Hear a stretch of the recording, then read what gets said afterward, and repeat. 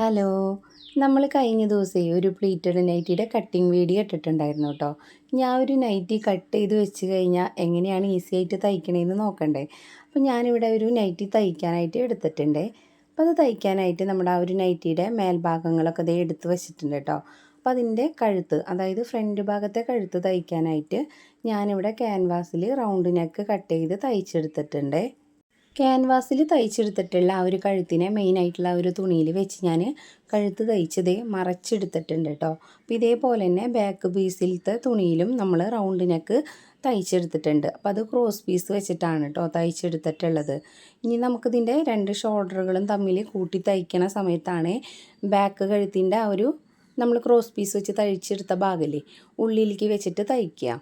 നൈറ്റിയുടെ കഴുത്തിൻ്റെ തയ്പ്പൊക്കെ കഴിഞ്ഞിട്ടുണ്ട്. ഇനി നമുക്ക് ചെയ്യാനുള്ളത് ഇതിൻ്റെ താഴ്ഭാഗത്തെ തുണി വരുന്നുണ്ടല്ലോ, ആ ഒരു തുണിയിൽ നമുക്ക് പ്ലീറ്റ് ഇട്ടെടുക്കണേ. അപ്പോൾ ചില കൂട്ടുകാർക്ക് ഈ ഒരു പ്ലീറ്റഡ് നൈറ്റി തയ്ക്കുമ്പോൾ ആ ഒരു പ്ലീറ്റ് കറക്റ്റായിട്ട് കിട്ടാറില്ല. അപ്പം നമ്മൾ ചെയ്യുന്ന ഈ രീതിയിലൊന്ന് ചെയ്ത് നോക്കാം കേട്ടോ. അപ്പം ഞാനിതുപോലെ ബാക്ക് പീസിലാണ് ആദ്യം പ്ലീറ്റ് ഇട്ടെടുക്കാൻ പോണത്. അപ്പോൾ ഇത് സെൻറ്റർ ഭാഗത്ത് നിന്നിട്ട് സൈഡിലേക്ക് 3 ഇഞ്ചോളം ഇതേപോലെ രണ്ട് സൈഡിലേക്കും നമ്മൾ മാർക്ക് ചെയ്തെടുത്തിട്ടുണ്ട്. രണ്ട് സൈഡിലേക്കും 3 ഇഞ്ച് മാർക്ക് ചെയ്തിട്ടുണ്ട്. അപ്പോൾ മൊത്തത്തിൽ ഒരു 6 ഇഞ്ച് വരും. അപ്പോൾ ആ ഒരു 6 ഇഞ്ചിൻ്റെ ഉള്ളിൽ, അതായത് ആ ഒരു സെൻറ്റർ ഭാഗത്ത് മാത്രമായിട്ടാണ് പ്ലീറ്റ് വരാൻ പാടുള്ളൂ. അല്ലാതെ കുറച്ച് സൈഡിലേക്കും കൂടി നീങ്ങി പോവുകയാണെന്നുണ്ടെങ്കിൽ നമ്മുടെ നൈറ്റി തയ്ച്ചിടുമ്പോൾ അത് അത്രയ്ക്ക് ഭംഗി ഉണ്ടാവില്ല കേട്ടോ. അപ്പോൾ ഇതേ രീതിയിൽ നമുക്കൊന്ന് പ്ലീറ്റ് ഇട്ട് നോക്കാം. അപ്പോൾ ഇതേപോലെ ആദ്യം നമുക്ക് ഈ ഒരു മെയിനായിട്ടുള്ള തുണിയും താഴ്ഭാഗത്ത് തുണിയും വെച്ചിട്ട് നേരിട്ട് തയ്ക്കാൻ അറിയുന്നവരാണെങ്കിൽ നേരിട്ട് തയ്ക്കുക. ഇല്ലയെന്നുണ്ടെങ്കിൽ ആദ്യം ഈ താഴ്ഭാഗത്തെ തുണിയിൽ മാത്രം പ്ലേറ്റ് ഇട്ട് എടുത്തിട്ട് ഇതിൻ്റെ സെൻറ്റർ ഭാഗങ്ങൾ തമ്മിൽ ഇതേ കൂട്ടി ഇതുപോലെ വയ്ക്കുക. എന്നിട്ട് ഈ ഒരു ഒറ്റത്തെ ഭാഗത്തേക്ക് കറക്റ്റ് ഒപ്പാണോ എന്ന് നോക്കാം കേട്ടോ. അപ്പോൾ കൂടുതലായിട്ട് വരുന്നുണ്ടെങ്കിൽ ആ ഒരു ഭാഗത്ത് ചെറുതായിട്ട് ഒരു ഞെറിയും കൂടി ഇട്ട് കൊടുക്കുക. പിന്നെ നമ്മൾ തയ്ച്ചെടുത്തതിന് ശേഷം ഒന്ന് പതിച്ച് തയ്ച്ചെടുക്കാം കേട്ടോ അതിൻ്റെ മേൽഭാഗത്തു കൂടെ.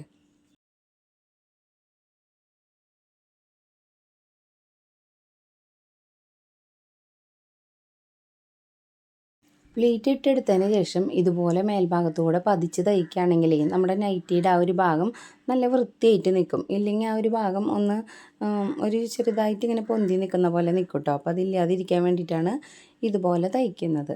പിന്നെ ഫ്രണ്ട് ഭാഗത്ത് നമ്മൾ പ്ലീറ്റ് ഇടുമ്പോൾ സെൻറ്റർ ഭാഗത്ത് നിന്നിട്ട് ഒരു 1.5 ഇഞ്ച് സൈഡ് ഭാഗത്തേക്ക് ഇതുപോലെ നീക്കി മാർക്ക് ചെയ്യുക കേട്ടോ. അപ്പോൾ അത് രണ്ട് ഭാഗത്തും ഇതേപോലെ നമ്മൾ 1.5 ഇഞ്ച് നടുഭാഗത്ത് നിന്നിട്ട് 1.5 ഇഞ്ച് ഇതുപോലെ സൈഡിലേക്ക് നീക്കിയിട്ട് വേണേ മാർക്ക് ചെയ്യാനായിട്ട്. ഇതുപോലത്തെ നൈറ്റി തയ്ച്ചെടുക്കുമ്പോഴേ ആ ഒരു പ്ലീറ്റ് കറക്റ്റായിട്ട് വന്നില്ലെങ്കിൽ നമ്മുടെ നൈറ്റി തയ്ച്ചിട്ട് ഇടുമ്പോൾ ഒരു വൃത്തി ഉണ്ടാവില്ല. അപ്പോൾ എപ്പോഴും ഈ ഒരു പ്ലീറ്റ് കറക്റ്റാക്കാൻ നോക്കാം. അപ്പോൾ അതിനായിട്ട് സെൻറ്റർ ഭാഗത്ത് നിന്നിട്ട് സൈഡിലേക്ക് 1.5 ഇഞ്ച് മാർക്ക് ചെയ്തിട്ട് ആ ഒരു ഭാഗത്ത് നിന്നിട്ട് പ്ലീറ്റ് ഇടാൻ തുടങ്ങാം കേട്ടോ. അപ്പോൾ ഇതേപോലെ അതിൻ്റെ ആ ഒരു സെൻറ്റർ ഭാഗങ്ങൾ തമ്മിൽ കൂട്ടി ഇങ്ങനെ വയ്ക്കുക. അതിന് ശേഷം ആ ഒരു സെൻറ്റർ ഭാഗത്ത് നിന്നിട്ട് 1.5 ഇഞ്ച് മാർക്ക് ചെയ്ത ഭാഗം വരെ നമ്മൾ നേരെ ഒന്ന് തയ്ച്ച് വരാം. പിന്നെ എന്നിട്ട് ബാക്കി നിൽക്കുന്ന ആ ഒരു തുണിയിലാണ് നമ്മളിത് ഇതേപോലെ നമുക്ക് പ്ലീറ്റ് ഇട്ട് കൊടുക്കേണ്ടത്.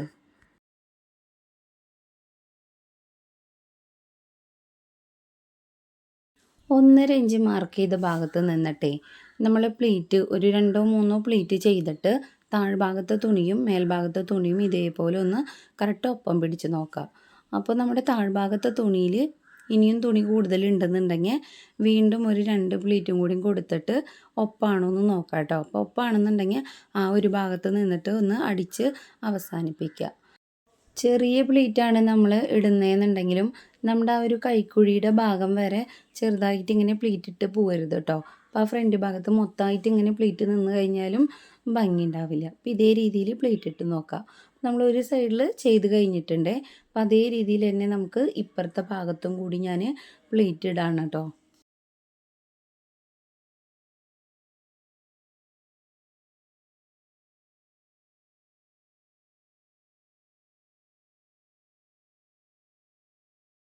ഇനി ഈ ഒരു ഭാഗത്തും നമ്മൾ ബാക്ക് പീസിൽ ചെയ്ത പോലെ തന്നെ നമ്മളൊന്ന് പതിച്ച് തയ്ച്ചെടുക്കുന്നുണ്ട് കേട്ടോ. അപ്പോൾ ഇതുപോലെ ഒന്ന് പതിച്ച് തയ്ച്ച് കഴിഞ്ഞാൽ നമുക്ക് ഈ ഒരു നൈറ്റിക്ക് സിബ് വെച്ച് കൊടുക്കാനുണ്ട്. അപ്പോൾ ഇതിൻ്റെ എന്നിട്ട് സെൻറ്റർ ഭാഗം കണ്ടിട്ട് നമുക്കൊന്ന് കട്ട് ചെയ്തെടുക്കാം കേട്ടോ. നൈറ്റിക്ക് സിബ് വയ്ക്കുമ്പോഴേ നമുക്ക് കട്ട് ചെയ്യുന്നതിനൊക്കെ മുപ്പാട് നമ്മുടെ കയ്യിൽ ചിലപ്പോൾ ചെറിയ സിബും വലിയ സിബും ഉണ്ടാവാറുണ്ടല്ലോ. അപ്പോൾ ചെറിയ സിബ്ബാണെങ്കിൽ അതൊന്ന് വെച്ച് നോക്കിയിട്ട് നമുക്കതിൻ്റെ ആ ഒരു ഒപ്പത്തിന് ഇതേപോലെ ഒന്ന് മാർക്ക് ചെയ്തിട്ട് കട്ട് ചെയ്യാം കേട്ടോ ആ ഒരു സെൻറ്റർ ഭാഗം.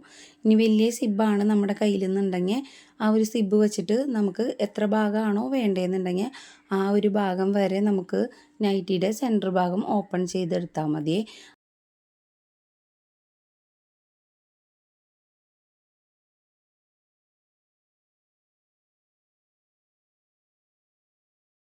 നൈറ്റിയുടെ സെൻറ്റർ ഭാഗത്ത് നമ്മളിത് ആ ഒരു സിബ്ബ് തയ്ച്ചെടുത്തിട്ടുണ്ട്.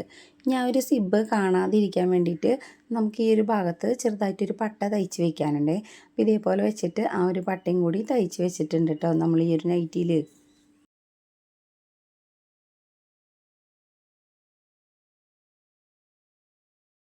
നൈറ്റിയുടെ മെയിനായിട്ടുള്ള സ്റ്റിച്ചിങ് കഴിഞ്ഞിട്ടുണ്ട്.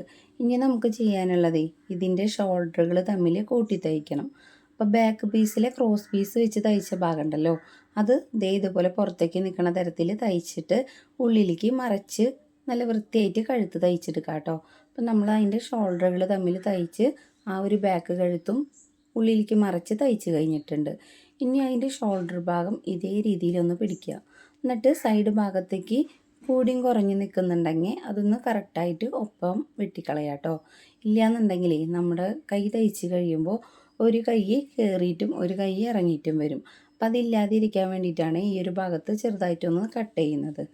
നൈറ്റിയുടെ കൈ നമ്മൾ തയ്ച്ചെടുത്തിട്ടുണ്ട്. ഇനി നമുക്ക് ചെയ്യാനുള്ളത് നമ്മുടെ കൈയിൻ്റെ വണ്ണം 6.5 ഇഞ്ചായിരുന്നേ. 6.5 ഇഞ്ച് ഇതേപോലെ ഇവിടെ മാർക്ക് ചെയ്തിട്ട് നേരെ താഴോട്ട് നമ്മളൊന്ന് ഷേപ്പ് ചെയ്തെടുക്കുന്നുണ്ട്. ഈ ഒരു നൈറ്റിക്ക് ഷേപ്പ് ചെയ്യാറില്ല, എന്നാലും ഞാൻ തയ്ക്കുമ്പോൾ ഇതേപോലെ കൈയിൻ്റെ ആ ഒരു ഭാഗത്ത് നിന്നിട്ട് താഴ്ഭാഗത്തേക്ക് ചെറുതായിട്ടൊന്ന് ഷേപ്പ് കൊടുക്കാറുണ്ട്. അപ്പോൾ ഇടുമ്പോൾ കുറച്ചും കൂടി വൃത്തിയായിട്ട് നിൽക്കേ. പ്ലീറ്റഡ് നൈറ്റി ചെയ്യുമ്പോഴേ ഇതുപോലെ ഷേപ്പ് ചെയ്യാത്ത കൂട്ടുകാരൊക്കെ ഉണ്ടെങ്കിൽ ഒരു തവണ ചെറുതായിട്ടൊന്ന് ഇതുപോലെ ഒന്ന് ഷേപ്പ് ചെയ്തിട്ട് ഒന്ന് തയ്ച്ചിട്ട് ഇട്ട് നോക്കാം കേട്ടോ.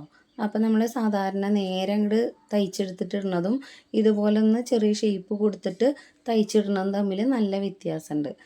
നൈറ്റിയുടെ സൈഡ് ഭാഗം നമ്മൾ തയ്ച്ച് കഴിഞ്ഞിട്ടുണ്ട്. അതുപോലെ തന്നെ താഴ്ഭാഗം ഒപ്പമല്ലേ എന്ന് നോക്കിയിട്ട് കറക്റ്റാണെന്നുണ്ടെങ്കിൽ കയറി ഇറങ്ങിയിട്ടുണ്ടെങ്കിൽ ഒന്ന് കട്ട് ചെയ്യുക. അതിനുശേഷം താഴ്ഭാഗം മടക്കി തയ്ക്കുക. അപ്പോൾ നമ്മുടെ ഈ തയ്ക്കൽ കഴിഞ്ഞിട്ടുണ്ട്.